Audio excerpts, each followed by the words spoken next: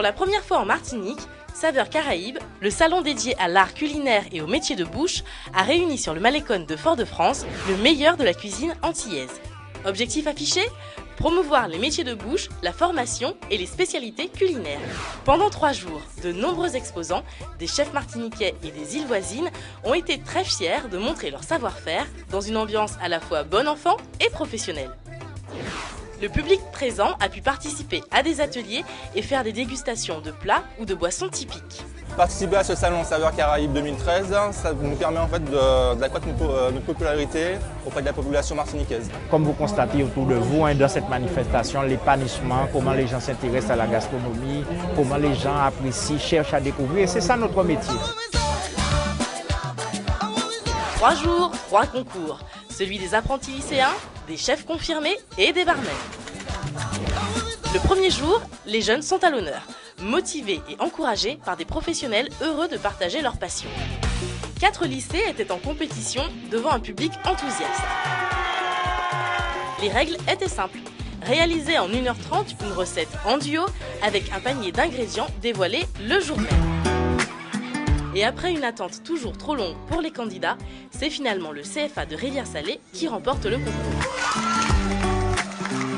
C'est connu aujourd'hui et donc je stressais sur le fait qu'on ne se connaisse pas et que peut-être qu'il n'y aurait pas eu d'harmonie, en fait, la communication ne serait pas bien passée, etc. Mais au final, ça s'est super bien passé et je suis contente en fait. Le lendemain, l'ambiance est plus détendue pour les chefs martiniquais et guadeloupéens confirmés. Le défi du jour, concocter en 2 heures une recette avec des produits essentiellement locaux. Avec une note de 17,80, c'est le Martiniquais Jean-Philippe Crampon qui l'emporte. C'était une bonne expérience dans le principe que c'était bon enfant et à la fois c'était professionnel. Tout simplement parce qu'il y avait beaucoup de jeunes qui étaient là en train de regarder, il y avait des parents. C'était la valorisation d'un métier et il devait de droit que je participe à cela. Et pour finir, le concours de cocktails. Place au shaker, au style, à la technique et au stress.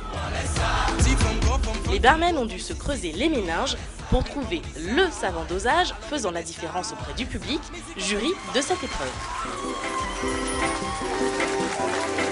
La palme est remportée par une jeune femme. Un petit exploit dans ce métier à dominance masculine.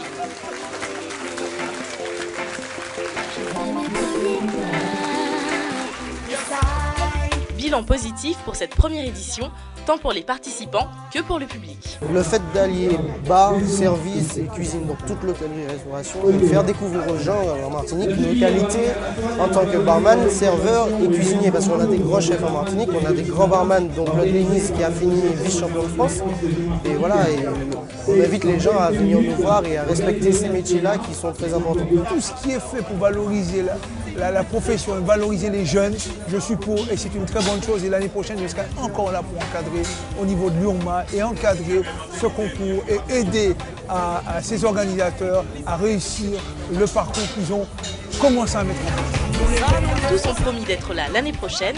Le niveau et l'ambiance vont monter d'un cran. Alors, prêt à participer à ce beau et grand défi ?